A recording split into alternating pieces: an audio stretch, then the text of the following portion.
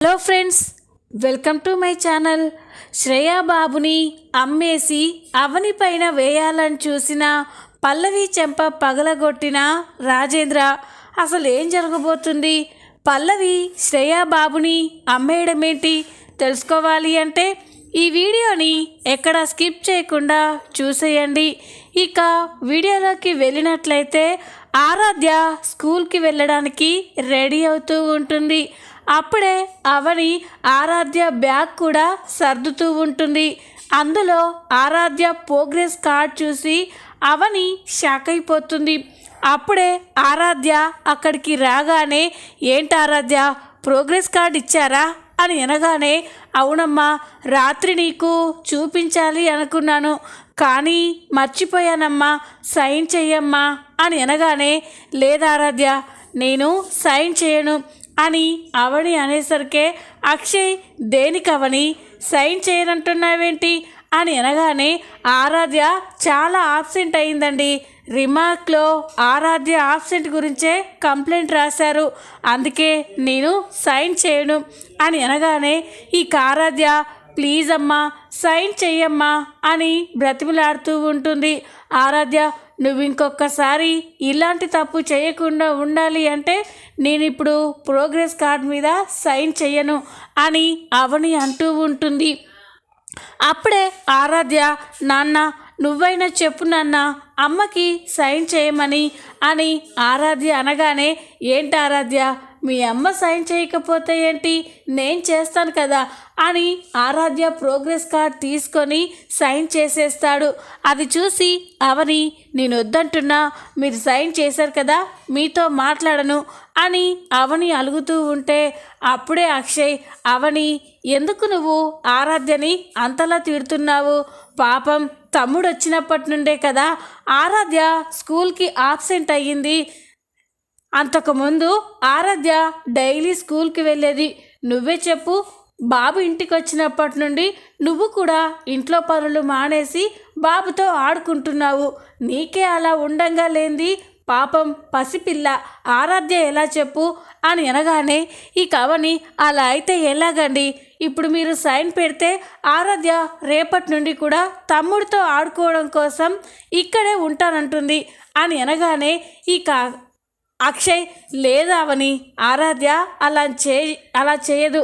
ఏం ఆరాధ్య, రేపటి నుండి డైలీ స్కూల్కి వెళ్తావు కదా అని అనగానే, వెళ్తాను నాన్న అని ఆరాధ్య అంటుంది. అప్పుడు అవని, మీ తండ్రి బిడ్డలు ఒక్కటయ్యాక నేను మాత్రం ఏం చేస్తాను, మీ ఇష్టం అని అవని అక్కడి నుండి వెళ్ళిపోతుంది.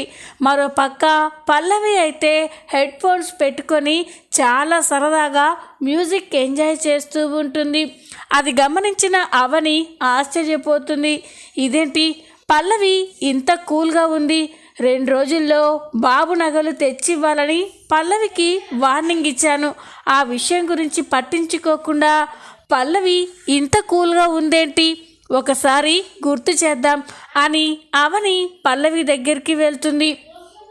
అవని పల్లవి దగ్గరికి రావడం చూసి పల్లవి, ఏంటి అని అనగానే, నీకు ఒక విషయం గుర్తు చేద్దామని వచ్చాను పల్లవి అని అనగానే, ఏంటా విషయం, నేను మ్యూజిక్ ఎంజాయ్ చేస్తున్నాను, కనిపించట్లేదా అని అనగానే, అలాగే పల్లవి, నేను చెప్పిన విషయం విన్న తర్వాత నువ్వు మ్యూజిక్ని ఎంజాయ్ చేయి, నేనేమి కాదన్ను అని అనగానే, ఇక పల్లవి, అబ్బా ఏంటో చెప్పు అని అనగానే, అదే పల్లవి, అసలు నీకు నేను చెప్పిన విషయం గుర్తుందా అని అడుగుతుంది. ఏంటా విషయం అని పల్లవి అడగగానే, అదే బాబు నగలు, 2 రోజుల్లో నువ్వు దొంగతనం చేసిన బాబు నగలు నాకు తిరిగి తెచ్చిస్తానని మాటిచ్చావు. నువ్వు మాటిచ్చావని నేను కూడా అత్తయ్య వాళ్ళతో 2 రోజుల్లో నగలు తెచ్చిస్తానని మాటిచ్చాను. నేను అత్తయ్య వాళ్ళకి నగలు ఇవ్వాలి అంటే నువ్వు నాకు నగలు ఇవ్వాలి. ఆ విషయం గురించి ఆలోచించావా? నీకు ఇచ్చిన టైంలో ఒకరోజు పూర్తయిపోయింది, ఇంకా ఒక్కరోజు మాత్రమే ఉంది. రేపు సరిగ్గా ఈ సమయం వరకు నగలు నా చేతిలో ఉండాలి, లేకపోతే నువ్వు ఈ ఇంటి బయట ఉంటావు.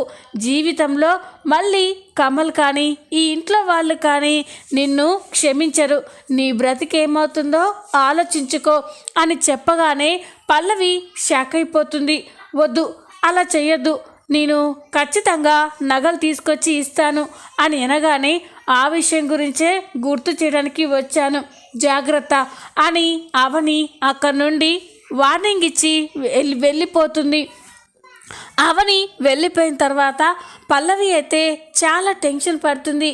ఇప్పుడు ఏం చేయాలి? అవనిని చూస్తుంటే ఈసారి నన్ను వదిలేలా లేదు. నీ నగలు తెచ్చివ్వకపోతే ఖచ్చితంగా నేను దొంగతనం చేసిన వీడియో ఇంట్లో వాళ్ళందరికీ చూపిస్తుంది. అప్పుడు కమల్ నన్ను చంపేస్తాడు. ఏం చెయ్యాలి? ఈ అశ్విన్ గాడేమో ఫోన్ లిఫ్ట్ చేయడం లేదు అని కంగారు పడుతూ ఉంటుంది. అప్పుడే అశ్విన్ పల్లవికి కాల్ చేస్తాడు. అశ్విన్ నుండి ఫోన్ రాగానే పల్లవి అశ్వినే ఫోన్ చేస్తున్నాడు అని ఫోన్ లిఫ్ట్ చేసి అశ్విన్ అని అనగానే, ఏంటి పల్లవి ఎన్నిసార్లు ఫోన్ చేశావేంటి అని అనగానే, అశ్విన్ ఇప్పుడు నేను చాలా పెద్ద ప్రాబ్లంలో ఉన్నాను అని అనగానే, ఏంటి పల్లవి జోక్ చేస్తున్నావా? నువ్వే అందరికీ ప్రాబ్లం క్రియేట్ చేస్తావు, అలాంటి నీకు ప్రాబ్లం రావడం ఏంటి అని అనగానే, అశ్విన్ ఇది జోక్ చేసే టైం కాదు, నేను చాలా ప్రాబ్లంలో ఉన్నాను అని అనగానే, ఏంటో చెప్పు అని అశ్విన్ అంటాడు. నీతో వెంటనే అర్జెంటుగా మాట్లాడాలి, నేను చెప్పిన చోటుకి రా అని అనగానే ఇక అశ్విన్ కూడా అలాగే పల్లవి, నేను కూడా నీతో మాట్లాడాలనే అనుకున్నాను అని అంటూ ఉంటే, ఏ విషయం గురించి అని పల్లవి అంటుంది. వస్తున్నావు కదా రా కలిసి మాట్లాడుకుందాం అని అశ్విన్ చెప్పగానే ఇక పల్లవి సరే అంటుంది. పల్లవి అశ్విన్ ఇద్దరు ఒక చోట కలుసుకుంటారు. ఇక అశ్విన్ పల్లవితో, చెప్పు పల్లవి ఏదో ప్రాబ్లం అని చెప్పావు, ఏంటి ఏం జరిగింది అని అనగానే ఇక పల్లవి, అశ్విన్ నేను మొన్న నీకు ఒక నగలు డబ్బా ఇచ్చాను కదా, ఇప్పుడు నాకు అర్జెంటుగా ఆ నగలు కావాలి. ఆ నగలు నేను ఇంట్లో ఇవ్వకపోతే నన్ను చంపేస్తారు అని అనగానే అశ్విన్ షాక్ అయిపోతారు. నగలా అని అనగానే, అవును అశ్విన్, నేను ఎవరికీ కనిపించకుండా నగలు దొంగతనం చేసి తీసుకొచ్చాను. కానీ నీ నగలు దొంగతనం చేసేటప్పుడు మా తోటి కోడలు వీడియో తీసింది. 2 రోజుల్లో నగలు ఇవ్వకపోతే ఆ వీడియో ఇంట్లో వాళ్ళకి చూపించి నా అంతు చూస్తానని బెదిరించింది. ప్లీజ్ అశ్విన్ ఆ నగలు నాకు ఇచ్చేయి, ఆ నగల బదులు దానికి ఎంత వాల్యూ ఉంటుందో అంత మనీ నీకు నేను రేపు తెచ్చిస్తాను అని పల్లవి చెప్పగానే ఇక అశ్విన్, సారీ పల్లవి ఆ నగలు అమ్మేశాను అని అంటాడు. అది విని పల్లవి షాక్ అయిపోతుంది.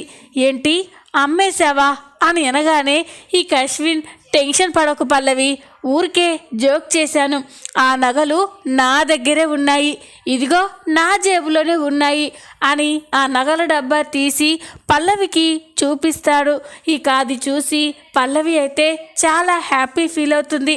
థ్యాంక్ యూ అశ్విన్, ఆ నగలు నాకు ఇచ్చేస్తే నేను రేపు డబ్బు తెచ్చిస్తాను అని అనగానే ఇక అశ్విన్, ఖచ్చితంగా ఇస్తాను పల్లవి, కాకపోతే నాదొక చిన్న కండిషన్ అని అనగానే, ఏంటో చెప్పు అని పల్లవి అంటుంది. అదే పల్లవి, నేను నీతో మాట్లాడాలని చెప్పాను కదా ఆ విషయం గురించే అని అనగానే, ఏంటి అని పల్లవి అడగగానే ఇక అశ్విన్, చూడు పల్లవి, నాకు ఈ నగలు నీకు ఇవ్వాలంటే నాకు 50 లక్షలు కావాలి అని అంటాడు. అది విని పల్లవి ఒక్కసారిగా షాక్ అయిపోతుంది. 50 లక్షలా? ఏం మాట్లాడుతున్నావు? నువ్వు 10 లక్షలే కదా నన్ను అడిగింది, అందుకే ఈ నగలు తెచ్చిచ్చాను కదా అని పల్లవి అడగగానే ఇక అశ్విన్, అవును పల్లవి 10 లక్షలే అడిగాను, కానీ నేను మళ్ళీ ఇలా బిచ్చగాడిలా ఎన్నిసార్లు అడగాలి, అందుకే ఒకేసారి నేను అమౌంట్ ఫిక్స్ చేశాను. నువ్వు నాకు 50 lakhs ఇచ్చావంటే ఈ నగల డబ్బాతో పాటు నీకు సంబంధించిన నా దగ్గరున్న ఎవిడెన్స్ మొత్తం నీకు హ్యాండ్ ఓవర్ చేసేస్తాను అని చెప్పగానే పల్లవి షాక్ అయిపోతుంది. నువ్వే ఆలోచించుకో పల్లవి, నువ్వు 50 lakhs నాకు ఇచ్చావంటే ఈ నగల టెన్షన్ నుండి నా దగ్గర ఉన్న నీకు సంబంధించిన ఎవిడెన్స్ గురించి నీకు టెన్షన్ పోతుంది అని అనగానే పల్లవి ఆలోచిస్తూ ఉంటుంది. ఇదేదో బాగుంది కదా, వీడికి 50 లక్షలు ఇచ్చేస్తే నాకు వీడి పీడ విరగడైపోతుంది. ఈ టెన్షన్ని నేను భరించలేను. ఎలాగోలా వీడికి 50 lakhs ఇచ్చేసి ఆ నగలని నాకు సంబంధించిన ఆధారాలని తీసుకోవాలి అని పల్లవి ఆలోచిస్తూ ఉంటుంది. ఏంటి పల్లవి, డీల్ ఓకేనా అని అశ్విన్ అనగానే ఓకే, ఈ డీల్ నాకు ఓకే అశ్విన్, కాకపోతే నేను డబ్బిచ్చాక నువ్వు నాకు హ్యాండ్ ఇస్తే అని అనగానే లేదు పల్లవి, నేను నీలా కాదు, మాట మీద నిలబడతాను. నువ్వు నాకు 50 లక్షలు ఇచ్చావంటే నువ్వు నా ప్రాబ్లం నుండి బయటపడినట్టే అని చెప్పగానే ఇక పల్లవి సరే అయితే రేపు ఈ టైంకి 50 లక్షలు తీసుకొస్తాను, నువ్వు ఈ నగలతో పాటు నాకు సంబంధించిన ఎవిడెన్స్ కూడా తీసుకురా అని చెప్పగానే ఇక అశ్విన్ ఓకే పల్లవి రేపు కలుద్దాం అని అక్కడి నుండి వెళ్ళిపోతాడు. పల్లవి కూడా అక్కడి నుండి బయలుదేరుతూ ఆలోచిస్తూ ఉంటుంది. ఏం చేయాలి, 50 lakhs ఎక్కడి నుంచి తీసుకురావాలి అని ఆలోచిస్తూ ఒక చోటుకి వచ్చి కార్ని స్టాప్ చేసి అక్కడే ఉండి ఆలోచిస్తూ ఉంటుంది. ఏదోలాగా ఈ అశ్విన్ గారి పీడ విరగడ చేసుకోవాలి. అలా చేసుకోవాలి అంటే 50 లక్షలు కావాలి. రేపటిలోగా 50 లక్షలు నాకు ఎలా వస్తాయి? మామ్ చనిపోయిన తర్వాత ఆస్తి మొత్తం కూడా డాడ్ పేరు మీదకి ట్రాన్స్ఫర్ అయిపోయింది. ఇప్పుడు వెళ్ళి డాడ్ని 50 lakhs అడిగితే ఇచ్చేస్తాడు. కానీ ఎందుకు, ఏం అవసరం అని ఆరా తీస్తాడు. అప్పుడు నా గురించి అందరికీ తెలిసిపోతుంది. లేదు, డాడ్ని కాకుండా ఈ సమస్యని ఏదోలాగా పరిష్కరించాలి. కానీ ఎలా అని పల్లవి అయితే అటు ఇటు చాలా టెన్షన్ పడుతూ ఆలోచిస్తూ ఉంటుంది. పల్లవి అలా ఆలోచిస్తూ ఉంటే అప్పుడే పక్కన ఒక పేద భార్యాభర్తలు మాట్లాడుకుంటూ ఉంటారు. ఆ మాటలు పల్లవి చెవిలో పడుతూ ఉంటాయి.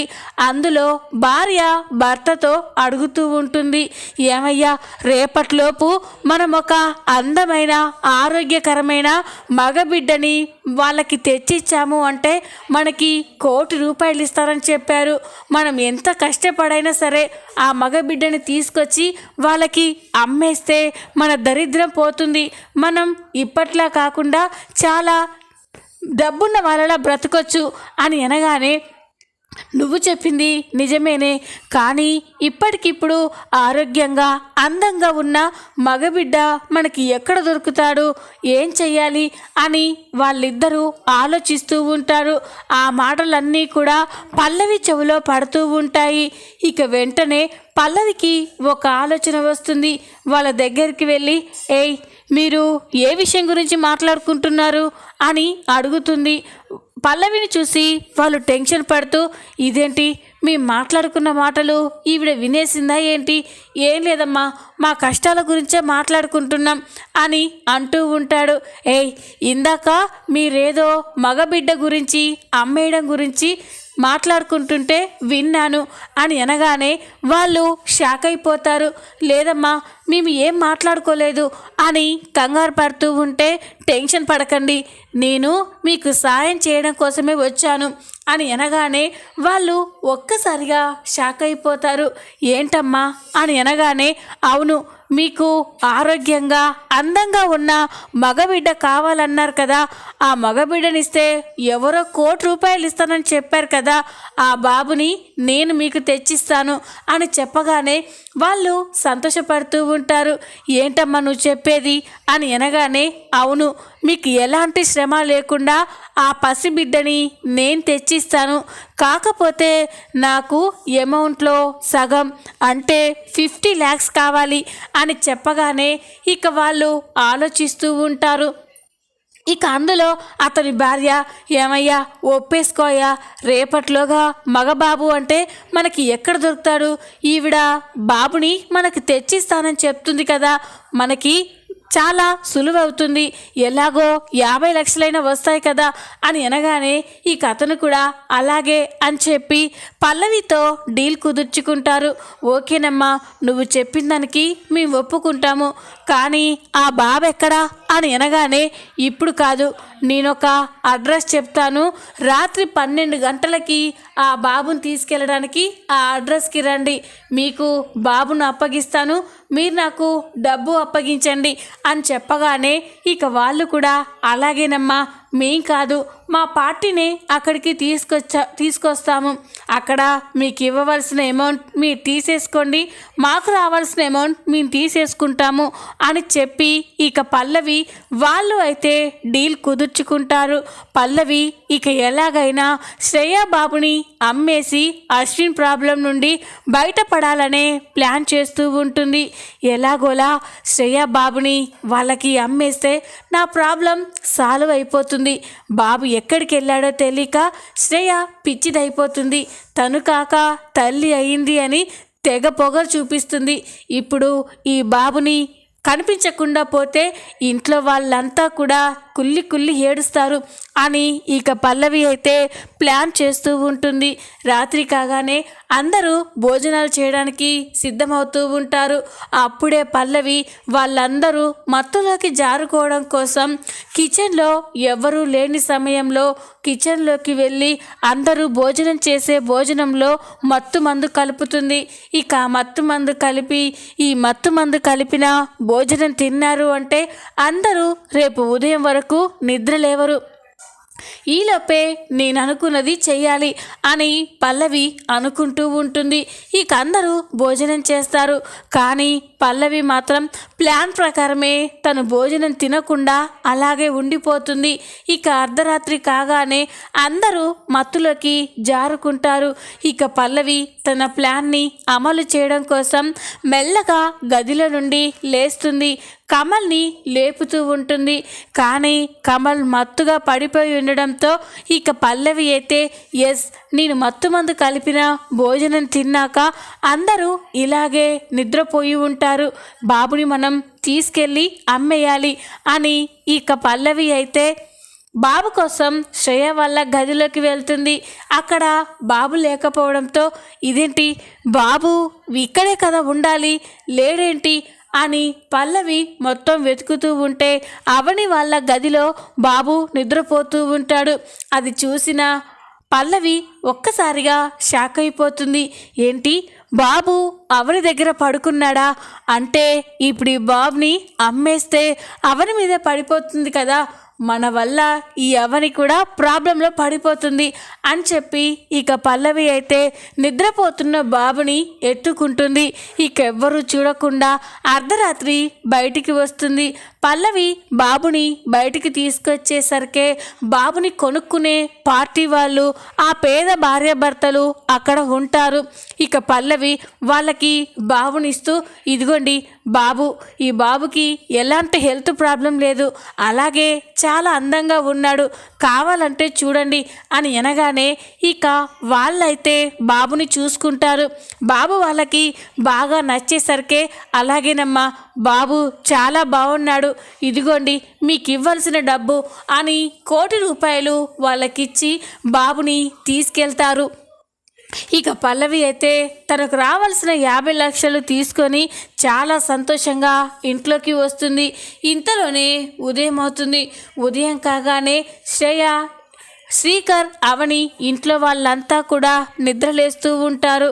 కానీ బాబు ఎక్కడా కనిపించకపోయేసరికి అందరూ చాలా కంగారు పడతారు. ఇక అవని, శ్రేయ, బాబు మా గదిలో పడుకున్నాడు, మీరేమైనా బాబుని తీసుకొచ్చారా అని అనగానే, లేదక్క, నేనే బాబు కోసం మీ దగ్గరికి రావాలి అనుకుంటున్నాను అని అనగానే అందరూ షాక్ అయిపోతారు.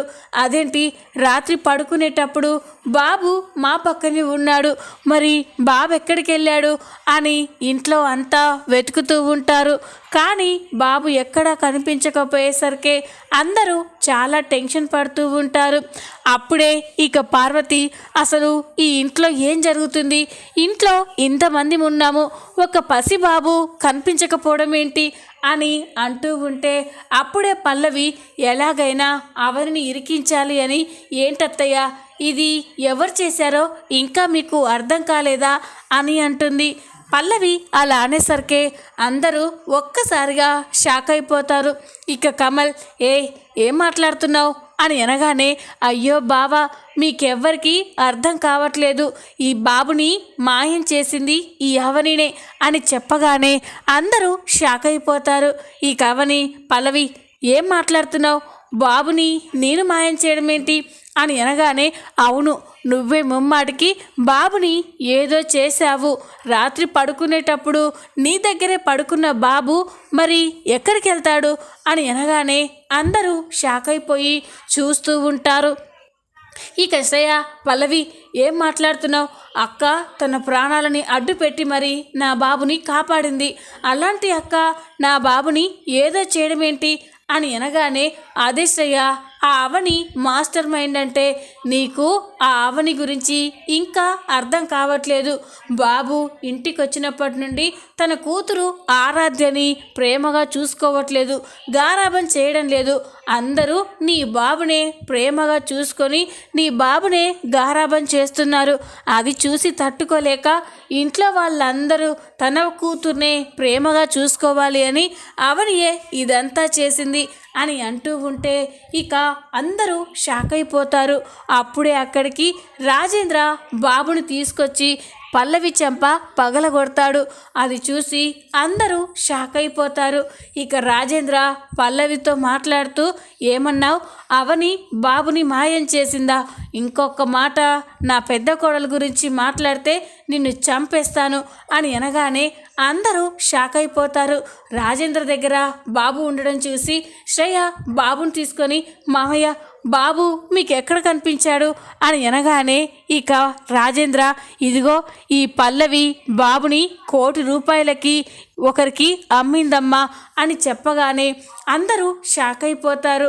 ఇక పల్లవి కూడా తన గురించి బయటపడినందుకు షాక్ అయిపోయి చూస్తూ ఉంటుంది. చూద్దాం రాబోయే ఎపిసోడ్లో ఏం జరగబోతుందో. ఈ వీడియో మీకు నచ్చినట్లయితే లైక్ చేయండి, సబ్స్క్రైబ్ చేసుకోండి. Thanks for watching.